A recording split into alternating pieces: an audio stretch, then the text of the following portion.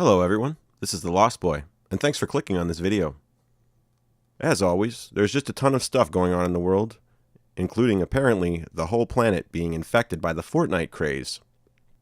The original form of Fortnite was relatively unknown, sort of a first-person shooter slash squad-based slash base-building game.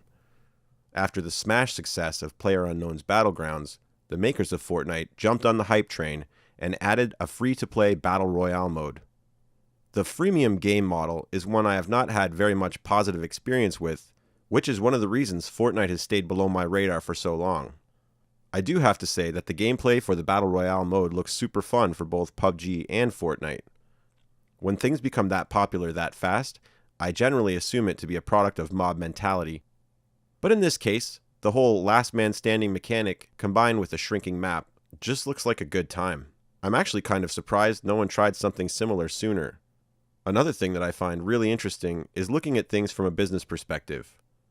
Twitch streams and YouTube videos of Fortnite have now surpassed the popularity of Minecraft. Also, even though Fortnite's Battle Royale mode is free to play, at the time of this recording, Fortnite is raking in about $2 million per day, outperforming many other popular and long-standing freemium titles. Of course, with this type of success coinciding with the YouTube adpocalypse, this means lots of YouTube people will be jumping on the Twitch bandwagon, including everyone's favorite bro dudes, Jake and Logan Paul. When Logan Paul joined Twitch several weeks ago, an outcry went up from many Twitch viewers and streamers who were concerned not only over Paul's recent controversy, but also that this seemed like an obvious poser move. The general consensus at the time was that the Paul brothers would bring over a ton of eyeballs, and that would be good for everyone associated with Twitch. I read an interesting article on Polygon, you can find the link in the description, which covers much of the controversy. It seems as though both brothers have got off to a rocky beginning. Jake Paul's co-streamer, Summit1G, reacted very negatively to viewer comments about the stream. Logan's first stream made clear that he is apparently somewhat, shall we say, lacking in the skill department. Both have experienced a huge amount of crude or racist comments, which was mentioned by Twitch streamers Soda Poppin and XQC in the article I mentioned earlier. The idea is that although associating with the Paul brothers or those like them is likely to cause viewership to rise overall, the subscription-only chat mode will become cancerous, causing the community to suffer and eventually the demise of the streamer. Then again, others disagree. I suppose we'll just have to wait and see. This week's main topic is emulation and piracy, and the legal and moral consequences of them. Having watched many gaming videos on YouTube, I've heard many creators talk about their memories of gaming as a child in a way that reminded me of my own experience. Most of us didn't come from wealthy families, and what money there was certainly was not prioritized to video games. I'm not complaining. I was happy enough with just the Mario Duck Hunt game that came with our NES, and eventually Mario 3, which was the only game we ever actually bought. Every month or so, when I would finally talk my parents into a game rental, it was a momentous decision, and one you would pay for all weekend if you chose badly. The smallness of our exposure made the library of titles available seem all the more vast. Years would pass. Our lives became more complex and our interests would become more varied, but still at times we'd remember not only all the fun experiences we had as kids, but perhaps even more powerfully evoking feelings and memories of those gaming experiences we knew were out there, but never actually got to experience. I would assume most of us from the NES and SNES eras had thought about this by the early 2000s, and, as luck would have it, something new and exciting had come on the scene with the advent of the internet and more powerful computers. This amazing development was known as emulation, which is where a piece of hardware, such as the NES or Sega Genesis, could be reverse engineered and then reapproximated in software form. Once this has been done, all a person needs to do is extract the actual game ROM file from a cartridge or disc, and poof, El Gameo Worko. When I first heard about emulators, I was thrilled. All those games that I had seen advertised but never made it into the little video game rental stores where I lived. All the games that maybe I saw on the shelf but never got a chance to try. I wanted to go back in time and tell myself as a little kid how awesome it was going to be. Any game I want? Are you kidding? The funny thing is, if I had told my little kid self, I would have thought I'd be spending all my future years playing all those games. However, the reality was quite different. I won't say I haven't spent some solid hours playing emulators, but it is really a lot less than I would have predicted. I thought a lot about it over the years, and I think I understand why now, or at least some of the reasons why. Let's start with the most obvious. The experience with original hardware is always better. The biggest factor here will likely be the controller or input device. If you're playing a Super Nintendo, for example, there's nothing better than using an original controller.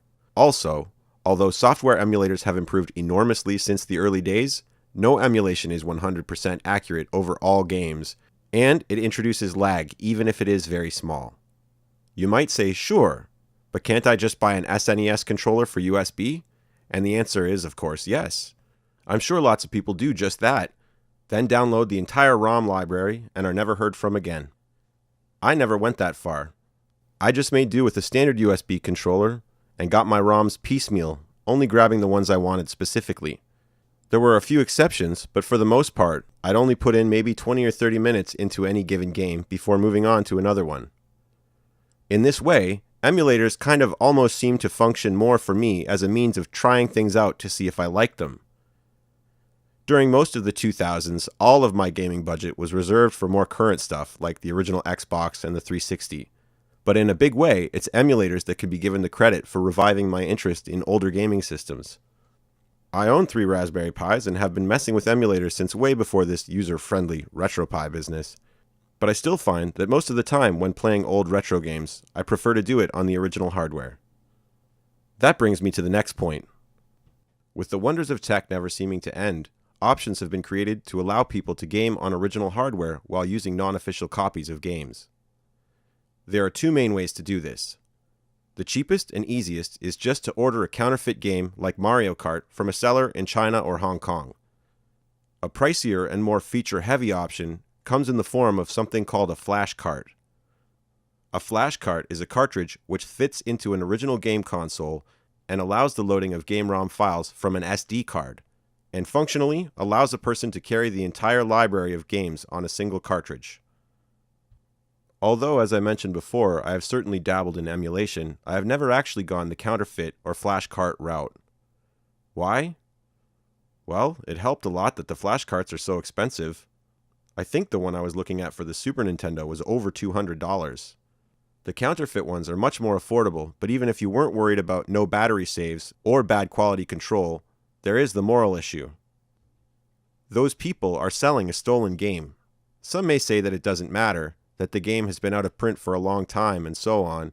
And I actually do see this as a defense for downloading old ROMs for personal use, but certainly not for reselling.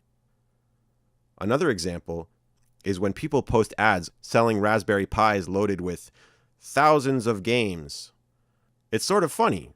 Companies like Nintendo have always stated that emulation is a danger to their success, when in fact, very little evidence exists to support this. I mentioned in a previous video that the recent closure of the Wii shop will have consequences, including the likelihood that Wii enthusiasts will now want to hack or modify their Wiis.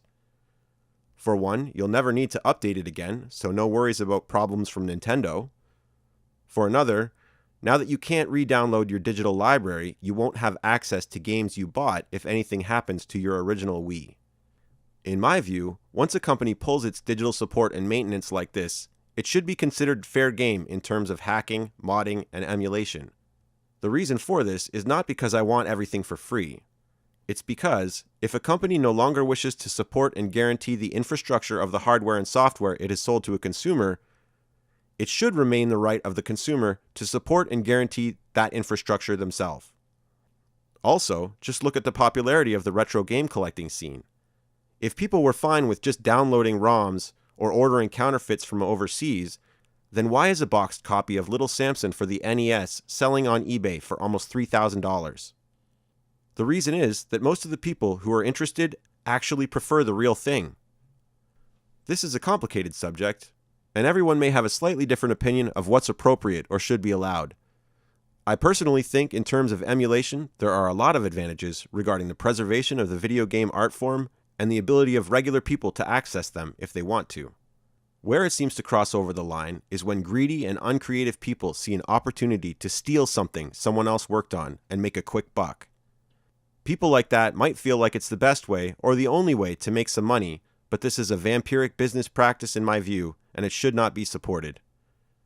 Please share any of your views and opinions about today's topics in the comments section below. I have been the Lost Boy, and thanks again for watching. Always remember your happy thought, and I'll see you next time.